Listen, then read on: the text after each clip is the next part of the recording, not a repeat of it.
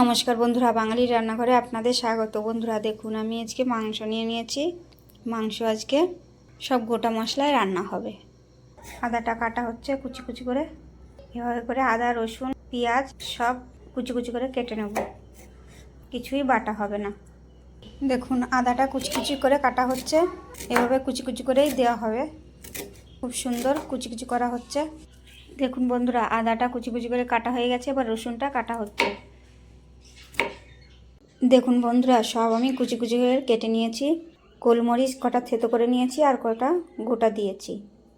পেঁয়াজ কুচি করে নিয়েছি, ধনেপাতা টমেটো শুকনো লঙ্কাটা এভাবে করে দিয়ে দিয়েছি। রসুন কটা গোটা দিয়েছি, কুচি কুচি করে দিয়েছি, আদা কুচি করে দিয়েছি। এগুলো দিয়েই আজকে মাংসটা রান্না হবে। সঙ্গে নিয়েছি নতুন আলু, এই প্রথম নতুন আলু উঠেছে এবছরে। নতুন আলু দিয়ে মাংসটা রান্না করব। আলু দুটা ভাজার জন্য তেল দিয়ে দেবো। আমি তেলটা একবারেই দেবো। দেখুন বন্ধুরা, আলুটা আমি ভেজে নিচ্ছি। এবার পেঁয়াজটা দিয়ে দেবো, এবার রসুনগুলো দেবো, আদা কুচি, লঙ্কা, গোলমরিচ,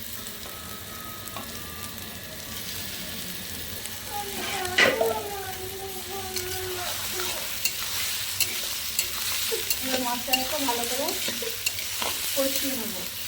এবার পরিমাণ মতো লবণ দিয়ে দেবো, হলুদও দিয়ে দেবো।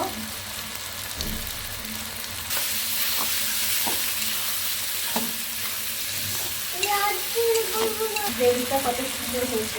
মাংসটা এবার দিয়ে দেবো।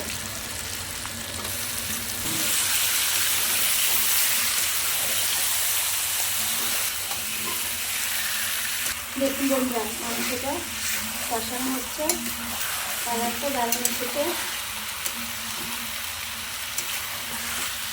দেখুন বন্ধুরা, আমি আলুটা ভেজে তুলে নিয়েছি। দেখুন মাংসটা আমার কষানো হয়ে গেছে, এবার জল দিয়ে দেবো।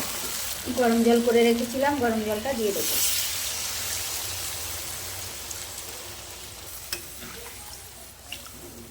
এবার আলুগুলোও দিয়ে দেবো।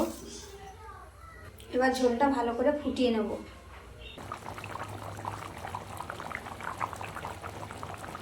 মাংসটা হয়ে গেছে, এবার গোটা গরম মশলা থেতো করে দিয়ে দিচ্ছি।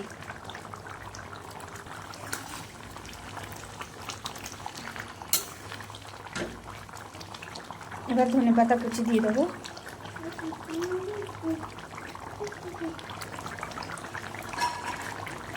মাংসটা এবার আমি নামিয়ে নেব। দেখুন বন্ধুরা, আমি মাংসটা নামিয়ে নিয়ে এসেছি। আপনাদের যদি এই রেসিপিটা ভালো লেগে থাকে তাহলে লাইক কমেন্ট শেয়ার এবং সাবস্ক্রাইব করে দেবেন।